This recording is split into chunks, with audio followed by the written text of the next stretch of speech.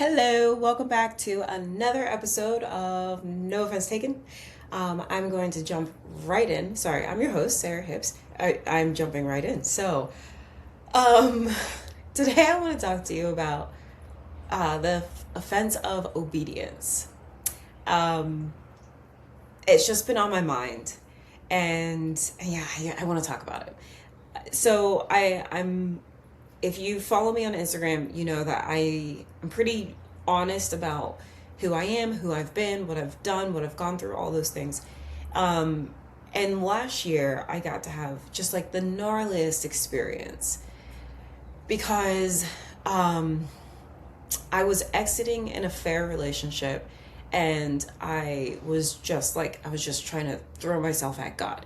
Not in a sense of, oh my goodness, I messed up so bad, but in a sense of, I have tried everything else.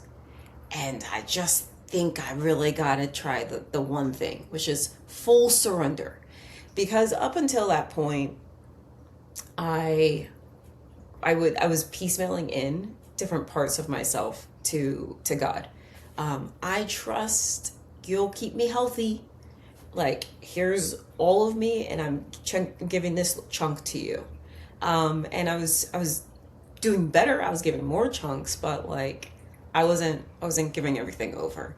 And if just a warning, if you are not a faith-based person, you still can receive from this episode.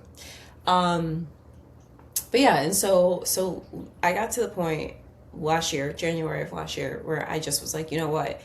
I'm gonna just give all of it over to you because like I don't know what I'm doing and everything I'm doing is not working. It's never worked, and I'm just gonna try. Honestly, the last thing, the last option, the one thing I haven't done, rather, just giving it all to you, God.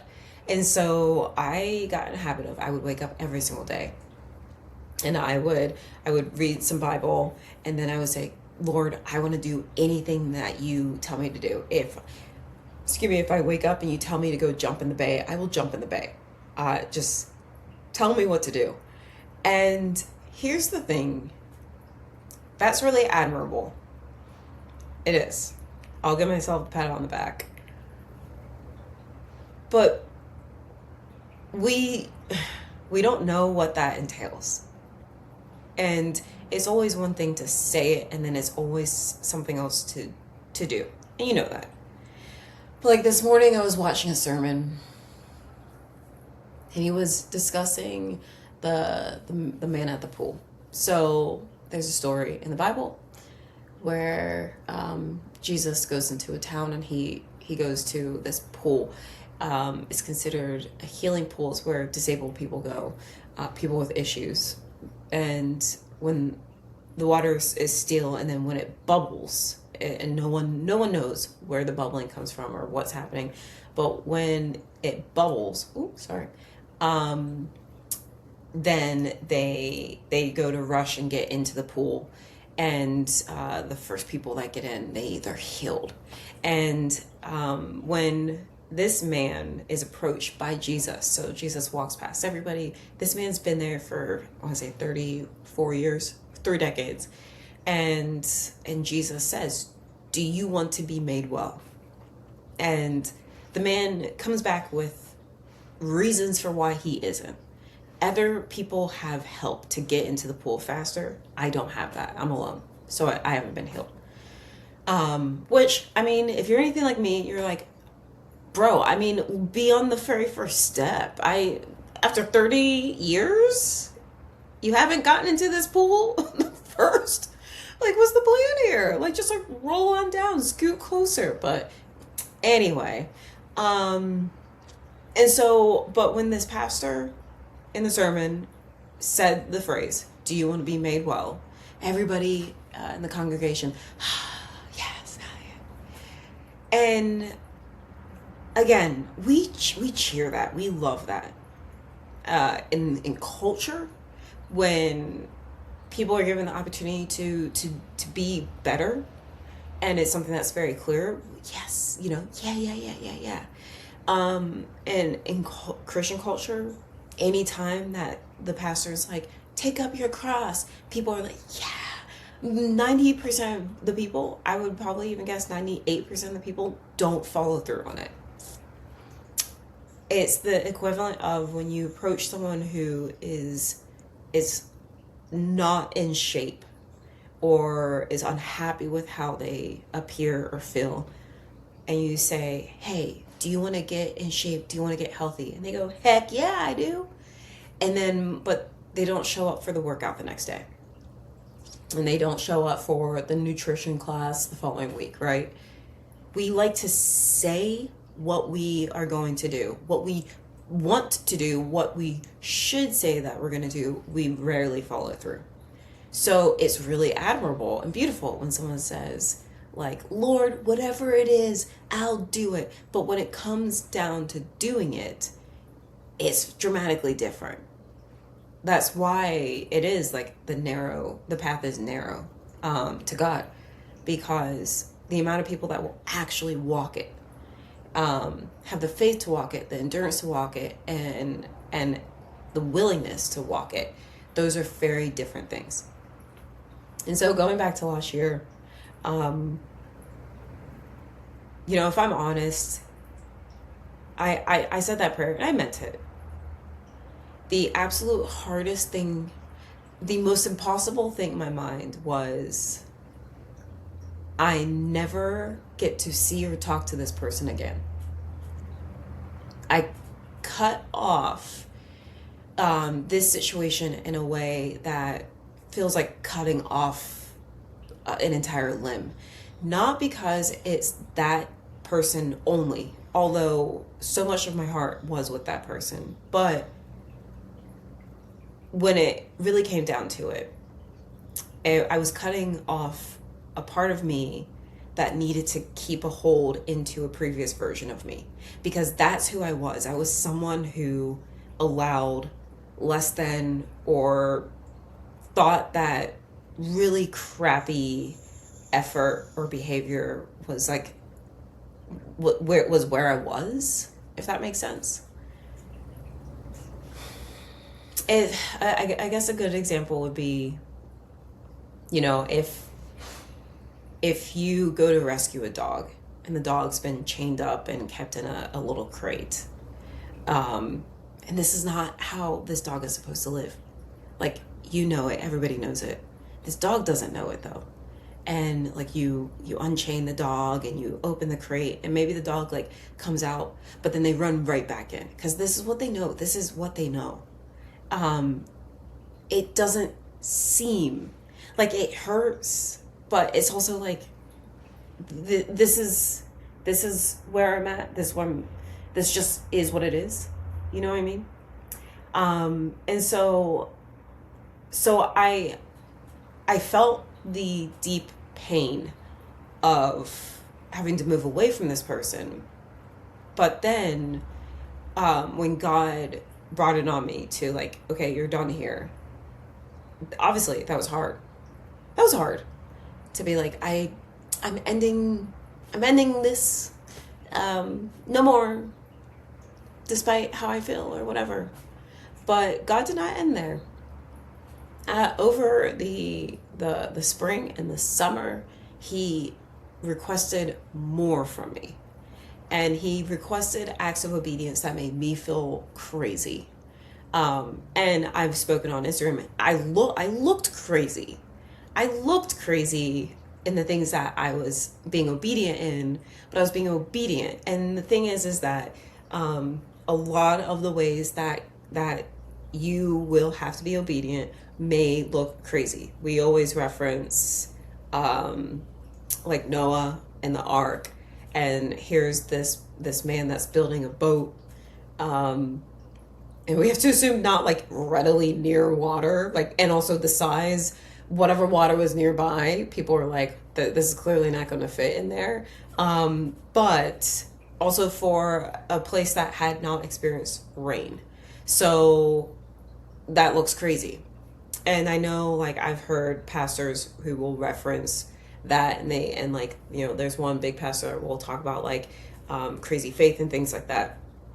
I was not in that space. I was not thinking, crazy faith. I'm going to go and go to these places and talk to these people because of crazy faith. I was like, I don't know. God told me to do it. I guess I'll just go do it. I guess, which I'm guessing is probably closer to how a lot of people operate when they're in obedience. And so, like I said, got it, and there. Eventually, he asked me to make the situation clean and to communicate that outwardly in a way that, like, this is gone. Like, I will never get to speak to this person or see this person again. Never. And that was hard because despite having been done earlier in the year, there's still a part of me that's like, I don't know. I mean, like, I miss them. I don't know. I mean, like, the connection that we had, I just feel like maybe, right? And again, I don't know, and I cannot discern, and I don't know if it's necessary for me to discern the difference between was that the parts of me that were still needed to die, that yearned for what I knew life-wise and lifestyle-wise, and like beating myself down mentally and what the devil had put on me, or was that also the yearning of this person? And it could be both. Again, could be both. But that was an incredibly difficult thing for me. And here's the kicker. And this is where the offense of obedience comes in. The kicker is that I did exactly what I felt like God had put on my heart. I did it to a degree that I prayed, and I talked to counsel, and I read the Bible, and I prayed, and I talked to counsel, and I read the Bible. It was just like, because I was so worried. The second that I send this email, I have no longer only hurt myself and this person, but now this hurt amplifies. And up until that point, I feel like a lot of the sins I had done that were big, quote big, were mostly against myself, right? However, now that's not true. And it was not true 2 years before, 2.5 years before, when this relationship had started. But it felt like it was just, I'm hurting myself. I'm sinning against myself, and I am sinning against this person. I'm sinning against God, but like, whatever. And so, and I'll get into all that at a different time, but the kicker is that I worked so hard to make sure that I did this as best as I could and as close to what I felt like God would want. And nothing happened. And here's the thing. The reason why obedience can be so offensive is because we go into a lot of our seasons, or a lot of our actions, a lot of the calls from God with an expectation still. We think, I'm going to be obedient and then God will. I'm going to do this thing and God will bless. God will smite. God will, like, we move through so much of our life with an expectation of God. I will go talk to a nutritionist and then I'm going to lose X amount in 1 month. Maybe. Sure. But we were results-based people. I do X, I get Y. And that's not God. That's not life, but that's not God. And so I found myself quite truly in a space of absolute offense. I was offended because how, first of all, my life is a bit of a struggle bus here, Lord. And this person gets to have everything and then gets to also hurt other people and then still have everything, meet no repercussions. Just you just keep blessing, right? That's how it felt. It felt like I worked so hard to create this thing and bring it to this woman with the most intentionality, the best. I'm sorry, and I'm making this clean because God brought this on my heart, and I'm sorry. Wrapping it up as best I could, and then handing it to her, and then she just closes the door and just walks away. And I don't. It's what. And I know that there will be people listen to this saying, well, what did you think that you were owed? And here's the thing, I wasn't owed anything from her, obviously. But I'm not the only one that is like, I'm going to do this really hard thing for you, God, because you asked me. But surely there's something on the other side. Because it was hard, right? The idea is that the level of difficulty of obedience then also equals the level of reward we receive on the other side of it. And that's also not a thing. Sure, we are promised so many things, but like never technically here. Reward wise, let me say. Here's the thing. If I would have known in January when I started the mantra, the chant, I will do anything that you ask me to do, Lord. I'll jump in the bay if you tell me to jump in the bay. I will do anything that you ask me to do, Lord. I will jump in the bay if you tell me to jump in the bay. I will do. If you would have said, hey, Sarah, just so you know, in October, he's going to ask you to send an email to this person's wife, and it's going to anger you and also cut you off completely from this person, would I have still started that mantra? And I have no way of knowing, because now I'm on the other side, and all of me is like, yes, of course. But where I was and who I was in January of 2025, I don't think that would have been the level of enthusiasm. I'll tell you that much. Now I'm really fortunate because like I swung into that. Like, Lord, how's this fair? I've been praying to you for a job. I surrendered myself to you. I am anxious about my living situation. I endured. I've gotten more in my church. I've started a Bible study. I've cleaned myself up so much. And like, why? Why is it that this person can just get away with murder? And you keep.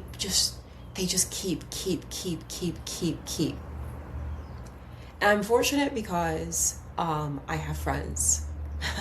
I have friends who are like, I hear you and I love you. This isn't what obedience is about. I hold your feelings. You gotta check yourself. Because the truth is that obedience, I wasn't doing something for God. We get that messed up a lot. Jonah and his travel in the whale, like, he goes to preach for God. It's not for God, it's for those people. It's for the books, the verses that we read today. Jonah's kind of obedience was never for God. God would have gotten somebody else there. God would have gotten the word to these people somehow. But we look at our obedience and we talk about it. I did this for God. I surrendered for God. God does not need anything from us. If you are not a religious person, this world doesn't need something from you. Karma doesn't need something from you. And so we get really stuck where I think, look what I look. You're not a dog. You don't get a treat for doing what you're supposed to do. And I struggled with that because I was working through so hyper focused on being as obedient as I could that then I didn't even consider on the other side of obedience, which it smacks you like running into a brick wall, is expectation. And you have to get rid of that. And it's hard because think of it this way. If you're climbing up a really hard, steep hill, you're focused on what's right in front of you. You're looking at your step, you're looking at the terrain, you're focusing on breathing, you're focusing on staying just like, stick with it, keep going, keep going. Like, don't talk about how tired you are, don't talk about how much this hurts, just keep going. Watch that rock, step over that. You're so hyper focused on the very next step that if you get to the top, and if it's a false plateau, you get to it and you go, I expected to be done. I expected that it got easier from here. What the heck? And the only thing that you'll receive at that point is hurt and offense and anger. I had to take probably a good month of working through that offense, because I got to the top and I handed it. I'm obedient, email sent, and then nothing. I didn't necessarily feel different. God didn't come down in a sweeping wind and say, good job. So what did I do all that for? I did that for you, God. And so when we have to manage the other side, when we are in a space of I'm being obedient, I think I'm pursuing what God put on me. I'm moving in the direction that I believe God lit up for me. We need to also add the prayer of, and Lord, when I get to the other side of this obedient act, even though a lot of what we are being obedient is not a single destination, but it's a path full of moments of obedience. However, you will have times where like there's one big obedient act, right? You need to be praying, Lord, as I move through this obedience, help me to manage my expectations on the other side. Help me to manage my feelings toward myself, others, and you as I move through this obedience. Because if you're not careful, you're going to get into a space of expectation. And when that's not met, because it will never be met the exact way that you think it will, you will be offended by God. And I'm not saying that you can't ever feel offended by God. And it's also probably not wrong, absolutely wrong. I felt offended. Like, bro, I've been struggling. and you just let this person skate by clean. Now, obviously, I'm not in this marriage. I'm not in their home. I'm not in their, I don't know anything, but I've reluctantly been told. And what I've been told is like, life just didn't change and life went on and it's like nothing even happened. And here's the other side of obedience being offensive. We get into a state of comparison. because I was comparing the journey I've been on and how difficult my life has been. I'm comparing what I know to what I'm perceiving. That their life gets to be so easy despite this man of God who was just leading Bible studies and doing all these things while also coming over to my place. And I think, okay, that person was being more hypocritical than I was in their walk of faith, because at least I wasn't out here talking about you nonstop while I was in a relationship. I actually kind of put you away because I didn't want anybody to think I was being a hypocrite, Lord. And this person is a repeat offender. And then they have more money, just pooping money everywhere. And like, I had to call my dad this month. And we get into a state of comparison based off of what we think, what our level of faithfulness is in comparison to other people's level of, quote, level of faithfulness is, and how obedient they are versus how obedient we're being. And we start doing a lot of this because when your expectation isn't met, you need to find reasons to make yourself feel better, but really justified. Can you imagine saying, Lord, I was obedient and I did this for you because you needed my help. And then I thought it was going to present a certain way, and I'm offended that it didn't. And now I'm going to talk through all the reasons for why it is correct for me to say you didn't live up to your side of this. Could you imagine? I could. That's what I did. But like the thing is that we don't look at it that way because we don't manage ourselves. I watched a podcast with Catherine Kane. I've never heard of her before. And this woman has all the audacity. And I think it's rightfully earned. She talks about how God put a big purpose on her life. And then she's carried it out. She talked about how she could have succumbed to X, Y, and Z. But she has to remember that God is her father. Why would she? The way that she moved through this conversation was like, man, this chick she's firm in her confidence. That's good. And at first I was like, who does she think she is? But I'm like, well, she's a chick that I'm listening to on a podcast. So clearly she has some of what she thinks she is.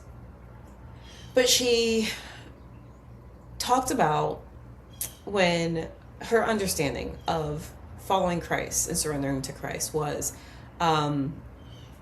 like being a nun. You sacrifice everything to follow him. That was her understanding of surrender. And that obviously she didn't become a nun, but that's still how she pursues God. And that she will talk to some people who, definitely younger, but she'll talk to some people who say, I just really thought that God was going to bless, and I just really expected that he was going to come through, and I feel really frustrated that God isn't doing, fill in the blank. And her reaction in the conversation when she's saying, I'll meet people who will say these things, and she goes, what does he owe you? He died for you. Why do you think now he should also just give you things? You owe him. And I don't know if where I'm at in my understanding of this is, being 40, the maturity in my faith, all of the lessons that had to happen before this so that I could understand it. But, I put a post out earlier this week, and I was talking about how on my side, I had a transactional relationship with God where, if life wasn't going well, like I would stop sinning, and then God would fix it and we're good. And I was pretty much treating myself like a pet to God, where like, oh, something's happening, I perform a trick, he gives me a reward. And that's obviously not how God operates. He wants a relation, an intimacy, and but I understand where it came from. And I wrote this in the post that for the longest time, all I would see and hear were people who would talk about what great work God has done in their life, and they're sitting in a luxury vehicle talking about it, or how God just really blessed them. They just turned 55 and they also just celebrated their 35th wedding anniversary. Or like they would tell me like, hey, God's working, trust him, while they're sitting in a $2 million home. And so I equated God working in your life to God giving you the earthly great things of your desires in your heart, the earthly treasures of wealth and partnership and whatever it is. And so like when those are the things that I was really wishing for and hoping for, and God wasn't doing it, no matter how quote good of a Christian I was being, I God clearly isn't working in my life then, I guess. But I let that comparison override who God is and what he actually promised. Fruits of the Spirit. I can't recite all of them like other people, but like patience, love, self-control, joy. I don't know. I can't repeat them all. I'm not that good of a Christian yet, but but I equated God working in your life to like these things: a nice house and having a partner early, not having to ever be lonely. Which, side note, it's very infuriating. To be honest, it's very infuriating as a 40-year-old person who's never been engaged, that the people who try to give advice in churches to single people are people who spent 5 seconds single. Like they went from their daddy's house to college to their husband's house, or like their man, whoever it is, they just spend no time single. We don't want to hear from you. To be completely honest, we don't want to hear from you in a single season. If your single season is lasting 5+ years and you're over the age of 30 and you've never been married, we don't want to hear from you. I'll even extend it, because the reality is that 30 is still so young. Now, I'm 40 and I've talked to some people who are like 80, and I go, I've never been married yet. Do you think it's too late for me? And I'll say it like jokingly, and they go, oh my goodness, you're a baby. And the reality is that like the women in my family live to like in their 90s, into their 90s. And if I meet a guy and get married at the end of this year and he lives to 90, that is quite honestly too long. I don't need to be married that long. But I regress. The point is that, well, the main point is something else. But the gentle point, the side quest point that I'm trying to make is that like, if you got married at 24 and younger, and we don't want to hear from you. You don't have any grasp of being single in this world today. You don't have any grasp of being lonely for a period of time. You don't have any grasp of what it is to be single for more than like 10 years. You don't. So like you being like, just keep those pants on. We need more people who experience singleness into their 30s, into their 40s, to discuss singleness. It is okay as a pastor or as a leader to not be able to speak on every single topic. I just want to put that out there. Now, back to the actual main point. The thing is that when I recognized that I was allowing comparison to overwrite what God has said and promised, I didn't recognize that while I hoped for and I wished for a lot of nice things, like all of the financial security, and then also financial abundance would be great. and for a partner, and for a car, and for the prayers that I begged, that I would be laying face down in a pillow crying, bawling, begging God to answer, was for my depression to be gone, for my anxiety to be lessened, for my mind to just, and my soul to have more peace, to be able to let go of the things that just hurt me so much, to be able to move with a bit more focus and intentionality, to be loved and to be held in community. Lord, I'm lonely. Lord, I'm hurt. Lord, I'm tired. Lord, I'm in chaos. Those were the prayers that I would pray so loudly and beg from the pit of my soul. And those are the prayers that God has answered. I am fine with sitting here and saying that I don't have a luxury car. I have a car whose back windows don't go down. And I can't afford to fix that yet. And I don't love that. But, I mean, thankfully, I don't rely on my car. And my car isn't the thing that makes me. I may not have, be popular and cool and all these things, but I have friends who, the second that I say I'm struggling, they go, hey, I'll come and hang out with you. I have a depression that barely exists. I can quiet my mind more. I have peace because I know that God has it. All the things that I begged God for, He has brought. I have self-control for the first time in my life. Since I was forcibly introduced to sex, I have self-control for the first time. Do I have a partner? No. Honestly, I don't even know if I want one anymore. But do I have a house with my name on it? No. But are those the things that God said, if you trust in me, I will give you a BMW? He didn't say that. He said, if you trust in me, I will give you patience. I'll give you peace.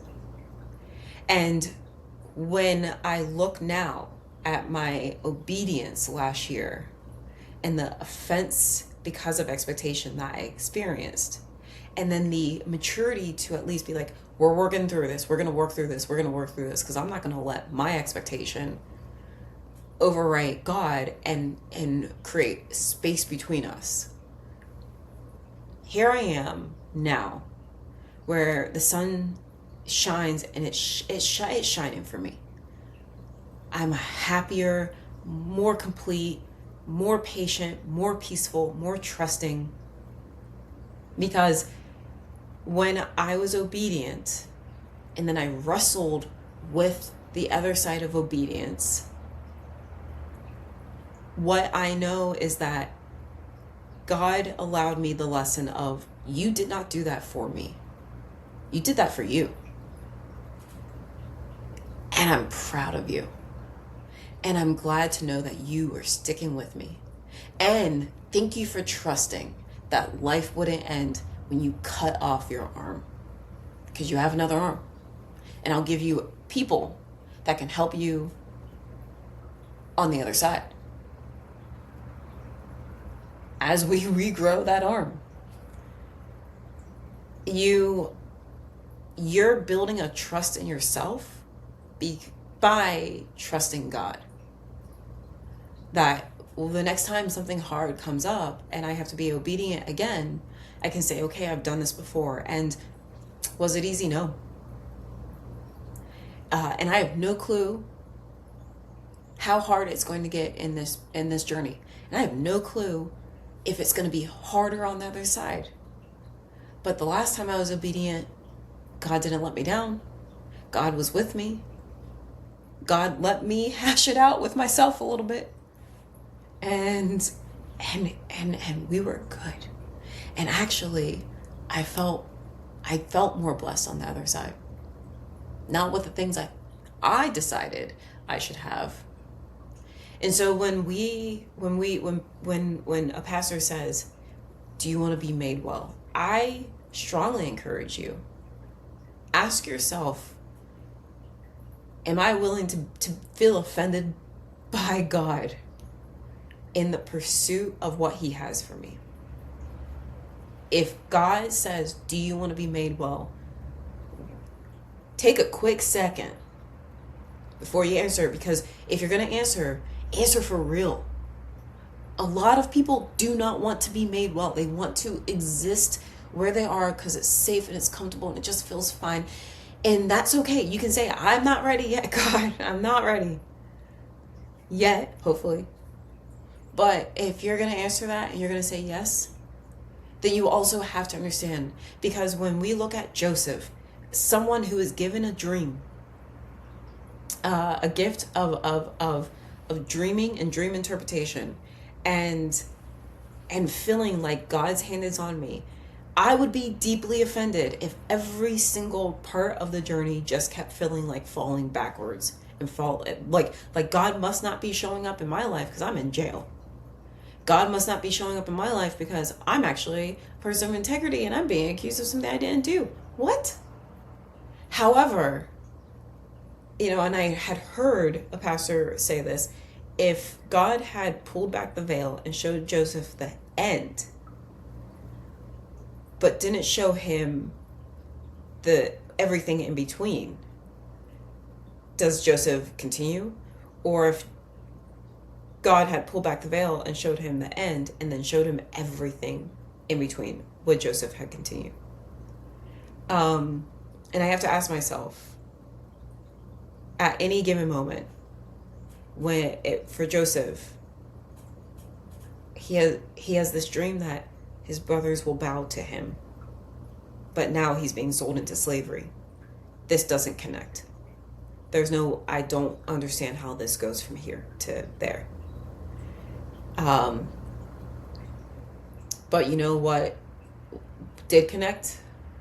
That God grew integrity in this man. That God grew patience in this man. He grew self-control in this man. He grew peace in this man. He grew joy in this man. Our obedience is for us, for the growth that God is doing in our lives, for whatever it is. Whether it is only, and we forget that even if it is only to know him better, what an amazing thing. But because of the cultures that a lot of us live in, God is growing us for a purpose, and that purpose has to be big, known, spotlighted. That's not often the case. It's rarely the case with the way that we're thinking. Those are our expectations. And you will be offended if that's how you're moving. And so, to close this out, it is, whatever feelings you have are not wrong. Obedience to God, if you feel that level of like, I really thought that this was going to, that's what that surrender is for.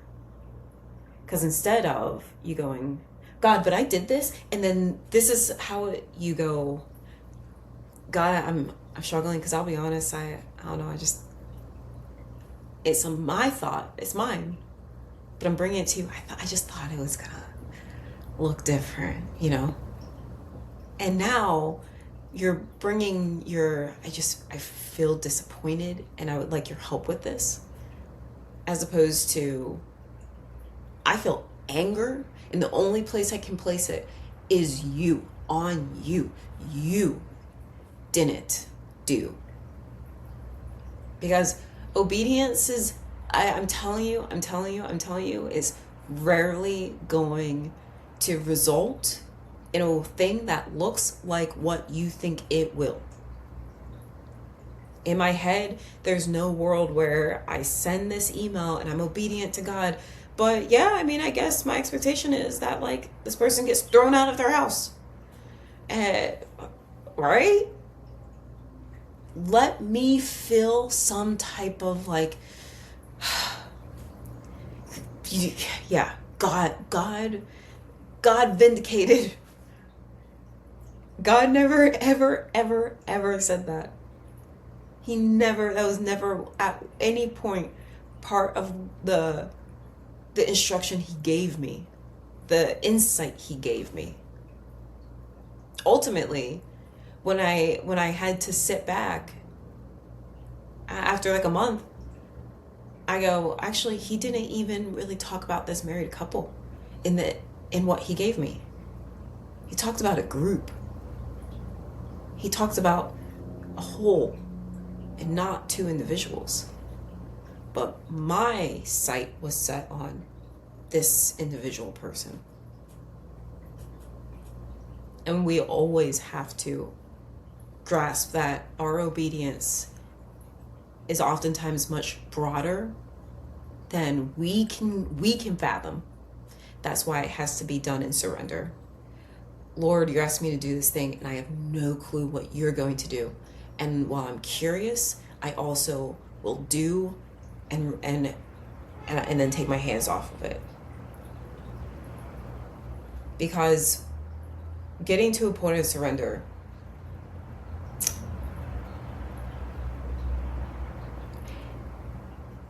it can feel like just floating in water a lot. I no longer operate in a place of, God, I expect that you're going to let me win, or you're going to bring these things into my life. And I could be wrong. Maybe I need to be more hopeful and more like persistently knocking at the door in certain blessings. And that's something I'm working on. However, I'm more now like, I'm curious what you are doing in my life. I'm curious what the next steps will be. I'm curious where we go. I'm curious because I'll find out when we get there. And as opposed to like, well, I'm expecting this and we got not there, and ooh, I think you got your instructions wrong. Because every single thing that we see in the Bible, and this is exactly why God did it in these ways, the stories don't line up. They're not straight paths. They don't make sense. David does not get to be named the next king and then sent back out no, let me go into king training. Let me go into king fellowship. Move me to the king house.